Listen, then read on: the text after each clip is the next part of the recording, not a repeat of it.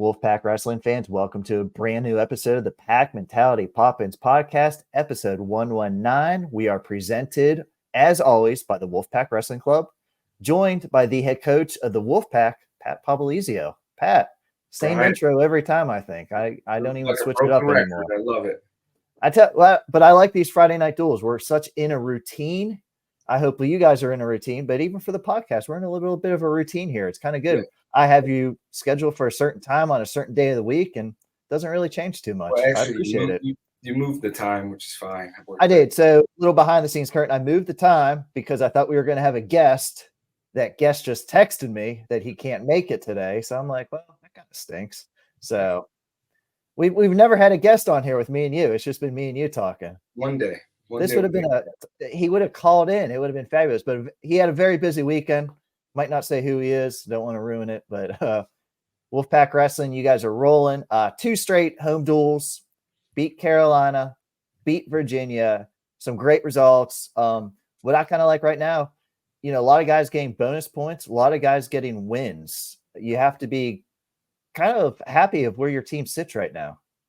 Yeah, we're in a good spot. We're working week to week to continue to get better and start hitting full stride as we get close to the postseason. And I think we're getting good momentum built up for that, as you want to be wrestling your best here in the next couple weeks. And I think we're sitting there, about to happen. Has it helped you guys being in a routine? Kind of, you had the same day off, minimal travel, when you're working out, when you're wrestling a duel. Has that kind of helped this semester a little bit? I think so. I think, we get back to a consistent schedule. That first semester was a lot of miles and a lot of just weeks were different. So if we had an off day on a Tuesday, you got to have one off day for sure a week. And it was jumping all over the place depending on our travel. So the last month, though, it's been real consistent. And I think sometimes your training becomes a little more focused, and it's working good for the guys right now. Like I said, beat Carolina 33-6, beat Virginia 38-3. But the stat I like most, I think it was you guys have won 17 of those 20 matchups. Guys take a lot of pride, not only winning a conference matchup, but winning these at home and getting some bonus points. Guys have been putting on a show lately. They've been wrestling aggressive, and it's something we've been preaching and working on. And, as you get to the postseason, those bonus points, especially in the national tournament, those points aren't easy to get. So, if you look at the teams that are historically producing, there's a lot of bonus point opportunities in those first couple rounds. So that's something we got to continue to work on and keep doing that. And I think you see that a little more bonus points this year with the 3-point takedown. Working out the 3-point takedown is pretty nice. I think the crowd has adjusted. I saw some foam fingers last duel. So looks like 3 is here to stay. It's here. It'll be interesting to see if they change that up at all down the road. But yeah. Not change anything in the next month or two. Well, I was going to say, so when a rule change like that happens, is it a year-by-year thing sometimes, or does it have to be established for a couple of years? How are these rules implemented for length of time? I think there is like a certain time frame, and I think it's more than a year. So I'm pretty sure that it's going to be for a little bit, and then they go back, review it, and vote on it again. So, but yeah, I think this is going to stay for a little bit. Besides a step out rule, what else could be done here? Are we going down a rabbit hole if I ask you that? Yeah, you might. Okay. We might have a ton of rules. Okay. No, I think less rules are better. Okay. For people understanding what's going on during a match. Things move fast. There's a lot of things happening in a wrestling match. So the less rules, I think it's the easier it is for people to pick up and understand the scoring. But yeah, that stall calls could be, I don't know. I don't know how you would alter that, but the stall calls, maybe it is a push out. Top or bottom stall calls you talking about? No, on your feet. Stall. Okay. Yeah, I don't know. It would be interesting to see how they would implement that. But I do agree the team point thing is a little wild, taking away points. I don't know the solution to it, but I think we're the only sport that actually does take away team points. Probably. It's crazy. And I think you say that too, because you like to argue a lot. You always kind of get that warning just about every time. Oh, that's free. You get 2 free. But maybe it's a yellow card. We'll go with like soccer. You get a yellow card. Actually, freestyle there's a yellow card. Okay. So maybe it's the same for the guys. Who knows? I play soccer. I got a couple yellow cards. You just know. Yeah, that's your freebie. You can get one. Just got to behave after that. Yep. Indoor soccer has a blue card. It's a 2-minute warning where you have to go off the field. Huh. All right. Well, thanks. So then you play 5-on-4. Do you watch the Super Bowl? I did. Okay. Yep. It was good. What'd you think? Good game? Yeah. Anytime you get to overtime, makes a good game. Rather see that than a lopsided victory.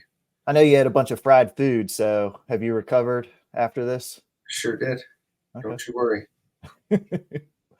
Big weekend coming up. You guys are home Friday night against Cornell and then Sunday at Duke, and kind of you guys are stepping out of ACC action here on Friday, but you guys have to remain focused. Duke, Virginia Tech coming up. Got to take care of business against Duke, because the goal here, you guys want to go undefeated in ACC duels. Yeah, I mean, we got a great opportunity wrestling, obviously 2 highly ranked teams, and that's what we wanted towards the end of the season to get us more ready as we hit the postseason. And having Cornell, I thought, was big because it's on a weekend, obviously back-to-back weekends wrestling the teams that we've been able to do, and then finishing strong with the 2 nationally ranked teams that, is going to bring their A game and have a lot of really good ranked matches. So this is the time of year where you got to stay focused and you got to be ready, and adding good competition obviously is going to make you do that. Oh, there, I just put the banner on. So Friday night, number 8 NC State versus number 9 Cornell. Usually don't see many non-conference duels this time of year. How did this duel kind of fall into place? Well, I think they're in a similar boat to us. They've wrestled a really good competitive schedule, and I think a lot of their conference duels started basically the same time ours did, and matching up, the way we are, 2 neck to neck in the rankings and teams, having it at the same time, I think it's going to benefit both teams. And, I think that's something hopefully that they were looking for too, is to get another really good competitive duel as you close in on the conference tournament and the national tournament. And this is, you look up and down the lineup, there's going to be a lot of really good individual matchups, and I think it's going to be really good for our guys and their guys. I was going to say 19 of the 20 probable starters all ranked. So a ton of great matchups. Might hit on a couple here, but well, to ask you, across the bench, you're going to be facing actually 2 of your former athletes. Yes. So we have Donnie Vincent, coached him at Binghamton. Then he was here at NC State as assistant coach. And Nick Wisdowski was a wrestler at Binghamton, at NC State. And you've probably known him since, he was a little toddler. But he was 180 pounds when I first met him. And Quiz, I'll call him out. He's the one that canceled on this. We were going to surprise you and have him call in, but unfortunately, training schedules don't, he's kind of busy with coaching and training himself up there. So yeah, he's getting a dose of reality of what we go through. I texted him back. I said, see what happens when people, you kids. Yes. You're hard to deal with sometimes. Now he's getting that. But so Quiz has been up. Yeah, I think it'll be obviously him coming back here and what he's done for NC State wrestling and the success that he's had, within our program, and what he's done internationally, and, the level Cornell's at that benefited both having Donnie and Nick. Nick obviously wearing the NC State singlet here. Told him our fans are going to be pretty rowdy on him. I said, I don't think you're going to get a whole lot of love on Friday. Little boot. The other singlet now, so it's going to be a little different. Yeah, absolutely. And you're talking about the only bobblehead in NC State wrestling history. I mean, thanks to me, because I set that whole thing up. But yeah, you did a good job with that. And, I know you faced these 2 before, and you face other coaches that you coach with, other student athletes. How is it to face somebody that you're so close with sometimes? Do you? It's a healthy little. I don't, want to call it a rivalry, you can, but just I think it's good. You love seeing those guys have success, and if it's a time when we're not competing against them, you want to see them do well. Obviously Friday night, those won't be the case. We want to try to go out and win every match that we can, and I know that's the same mentality that those guys have. But no, I'm happy and proud to see those guys continue to do very well in their coaching career, and I think it's going to be a healthy little rivalry dual meet that we'll have for 2 hours. We cannot be civil and go at war, and then after that, maybe get a meal together. And Yeah, I was gonna say break some bread afterwards we together. always do. Okay. Yep. Great duel. I mean, everybody's just looking forward to Friday night. NC State obviously very strong, but Cornell very strong. They won the Ivy League. I think they're run 20 of 21 in the Ivy League. But touch on a couple weights here I want to ask you about. You guys specifically, 165, that was kind of something that was a little up in the air. Matty Singleton was the starter last year. He won a world medal over the summer, then had some surgery. The intent was to redshirt him. We haven't seen him in action this year. So what's Matty been doing behind the scenes that fans probably haven't gotten to see too much? Well, he just got cleared about a couple weeks ago, and has been looking really good in the room training. He's obviously put on some size. So I think you'll see him, next weekend? He'll get some action at an open tournament. So it'll be the first time that he'll get to compete this year as a red shirt, and then really just zone in and get ready for the freestyle season for him. But he's been looking really good, and I think you're going to see some great things out of him in the years to come here at NC State. But I think it was much needed, just growth, maturity, getting healthy.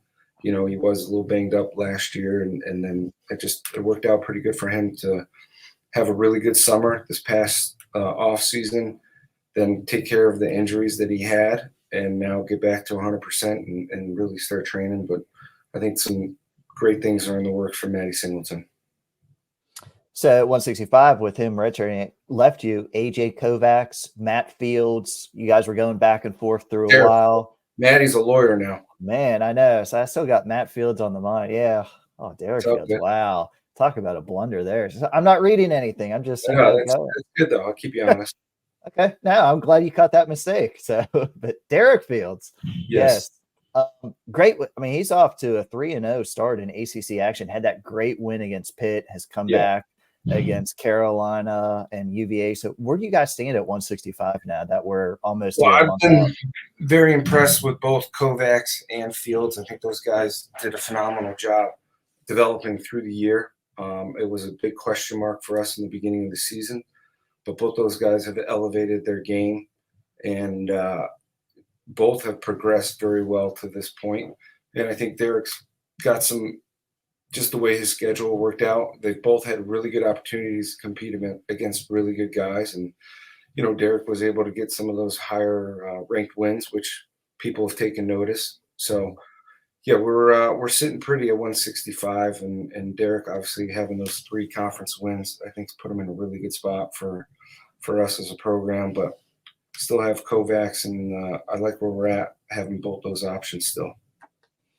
And then kind of the reverse of that, down at 125, it seems you have a little bit of a competition now, and you guys have a decision to make here. You have 2 returning ACC champions at that weight. Camacho came back, got a tech fall against Virginia Tech last weekend, but Trombley has filled in well for him too. That's your second warning. Wait, what did I say? You said Virginia Tech. Oh man. Better not. Yeah, we better edit that part out. Yeah. But tech fall against Virginia. Yeah. Man, yeah, that's 2 stalls or 2 cautions. Right. We got a point on the board. Trombley filled in great against Pitt. He beat the evil Camacho and then got a good win against Carolina. So again, you guys got to make a choice here. We got 3 weeks left before ACCs. What's going on at 125 right now? Well, the good news is we're going to see 2 really good 25-pounders. So we can see where we're at with both guys. I like what I saw out of Camacho last week. I think it worked well, kind of hitting the reset, get his mind refocused, and go back out there and compete the way that he's capable of doing. And you saw that. You go back and look at Virginia's 25-pounders results. He's been pretty competitive with some higher level competition. He's been in a lot of the matches, and to score as many points as Camacho did, I think is a really good sign of what we're looking for and what we need as we hit here towards the end of the season. But yeah, both those guys have had a huge impact on our program over the years. And Trombley last year coming in, making that cut down to 25, and then going out and winning ACCs, I think was huge. And it just speaks to the volume of the type of kids that are within this program. Both those guys are really good at what they do. Trombley's working on his master's here. He's going to eventually go get his doctorate. So it's worked out well for Trombley to be here, get his master's, and move on to the next level of phase of his life. But at the same time, he's having a huge impact, and we've been thankful to have both those guys because it's worked well. You know, when we needed to put in another really good guy, we had that option to do that. So we still got some time, but I like where we're at 25 now. Trent loves to point out that Trombley has the second highest GPA on the team. They're neck and neck. Those guys compete well when it comes to academics. Those two have gone after it for a long time. Yeah, So they've been carrying a lot of weight, as they say. They carry a lot of weight on their shoulders academically here. Up at heavyweight, after the duel against Virginia this past weekend, Owen Treffin, he kind of followed the RTC route that Trumbull and Faison went, got sworn in and all that. And obviously, we've seen Owen on the mat this year come out, score a lot of points, get in that lineup. But behind the scenes, I'm not sure a lot of people knew that he was in the ROTC program and was doing all that as well. Yeah, it's worked out really good, and we've got a great relationship with our ROTC. And obviously, NC State itself has got a really good military connection with that program. So it's been good. You take Faison, you take Trumbull, and you take Owen. We got really good leadership with the different skill sets that those guys have to do, and knowing, what they signed up for. Those guys have had a huge impact off the mat with us, and appreciate everything that those guys do, because you see a Friday night, them out there competing for 7 minutes, but there's a lot of extra activities that go on when you're in ROTC, and there is a big demand between the training we do, the academics, and then the commitment that they have, behind the scenes to that adds a lot of time. And those guys have done a phenomenal job managing and being super disciplined and still being able to compete at an elite level. It's not an easy thing to do. Pat, this was a fun episode. I only made 2 mistakes. So that's all right. You're usually on.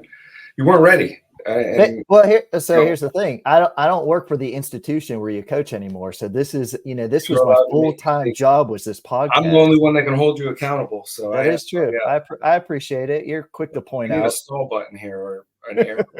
Just raise a red flag. But yeah. Fans are looking forward to Friday night. This is a great non-conference duel. You guys have had a bunch of them this year, but really fans are looking forward to this against Cornell on Friday night. It'll be good, and we appreciate the people that have been showing up to the matches, because it definitely has an impact. It makes a difference. The atmospheres have been unbelievable, so we just got to keep it going and then get as many Wolfpack fans as we can in there Friday to make it loud for Gwiz and obviously Donnie. Wolfpack fans, you heard them. Boo Gwiz every time you see him.